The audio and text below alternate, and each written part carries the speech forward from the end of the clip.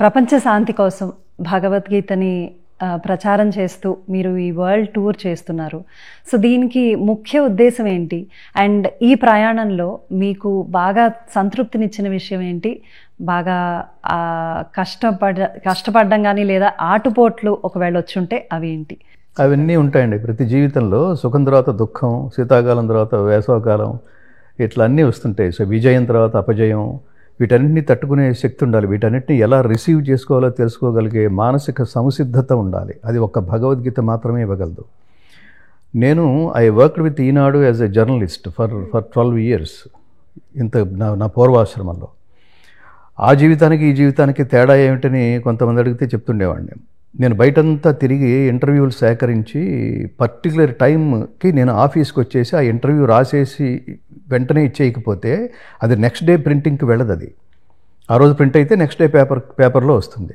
So దీన్ని మా జర్నలిస్టులందరం కలిసి మేము ఒక మాట అనుకుంటుండేవాళ్ళం. ఎన్ని గంటలకు రావాలి సార్ అని ఎడిటర్ని అడిగితే ఎగ్జాక్ట్లీ 3 దాటిందంటే నెక్స్ట్ డే పేపర్లో రాదు, అర్థమవుతుందా అని సీరియస్గా అనేవాడు ఆయన. సో అంటే 3కి డెడ్ లైన్ అనేవాడు. మా 12 సంవత్సరాలు ఆ డెడ్ లైన్ అనే మాట వింటూనే ఉన్నాం. అది చాలా భయంకరంగా వినిపిస్తుండేది. భగవద్గీతలోకి వచ్చిన తర్వాత మా లైన్ మారింది. This is life line. జర్నలిజంలో ఉన్నప్పుడు డెడ్ లైన్, ఇది లైఫ్ లైన్ అంటే జీవన గీత. సో నా ప్రయాణంలో I was film playback singer also and music director for some time. అది కూడా 2 decades. నేను వందలాది సినిమాల్లో పాడాను. అదేది ఆనందం ఇవ్వలేదు నాకు. మనం ముఖ్యంగా చాలా గుర్తుపెట్టుకోవాల్సింది, ప్రతి ఒక్కడి జీవితంలోనూ దానికి ఏదో ఆంతర్యం ఉంటుంది. ఎందుకో వచ్చాం ఈ భూమి మీద. సో క్వెస్ట్ ఫర్, మనం సత్యం అంటాను చూడండి, ట్రూత్, అది మనం వెతకాలి. మనం దేనికోసం వచ్చాం? సరదాగా ఈ లోకానికి వచ్చిపోవడం కోసం రాలేదు, తిరిగి ఏదో ఒకటి ఇచ్చిపోవడం కోసం వచ్చాం. నీ స్టాంప్ ఏదో వేయాలి. ఆఫ్టర్ ఆల్ సినిమాలోనే చూడండి, సినిమా అంతా అయిపోయిన తర్వాత ఆ డైరెక్టర్ పేరు టప్ మనకు స్టాంప్ పడుతుంది.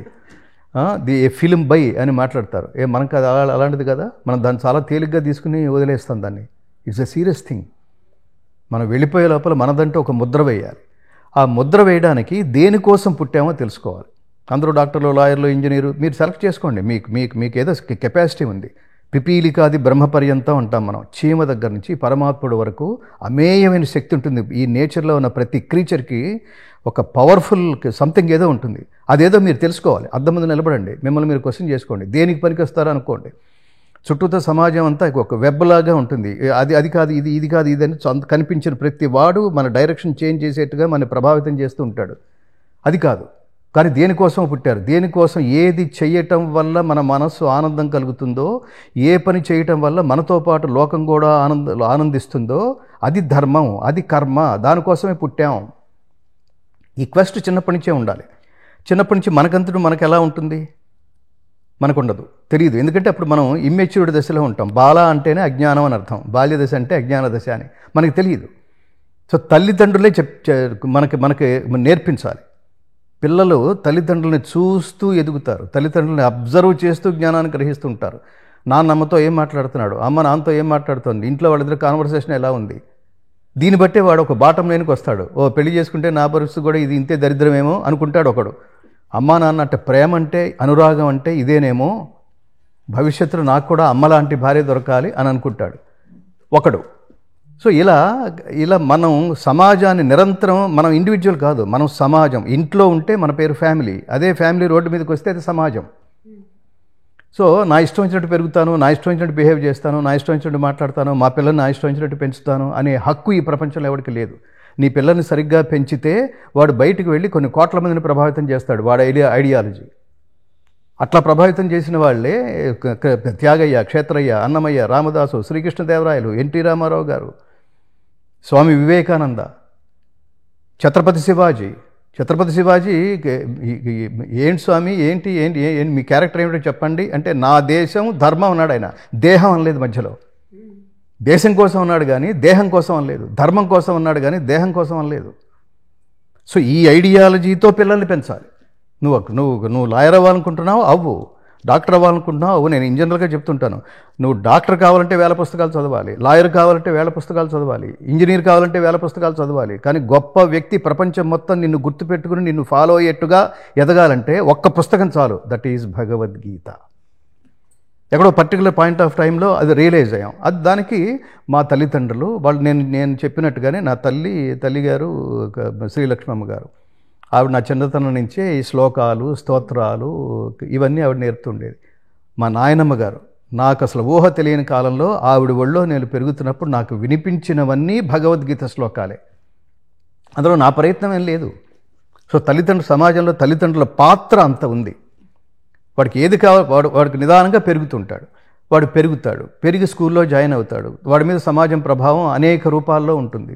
అలా ఉన్నప్పుడు నాకు ఇది చేయాలి అని అనిపిస్తుంది. వాళ్ళలో ఉన్న క్వాలిటీస్ ఏమిటో, వాళ్ళలో ఉన్న టాలెంట్స్ ఏమిటో, వాళ్ళలో ఉన్న సంస్కారం ఏమిటో నేను చెప్తుంటాను. ఇంటర్నెట్లో అన్నీ దొరుకుతాయి, సంస్కారం తప్ప. అది తల్లిదండ్రులే వాడికి నిరంతరం గుర్తు చేస్తూ ఉండాలి, వాడికి భాష నేర్పించాలి.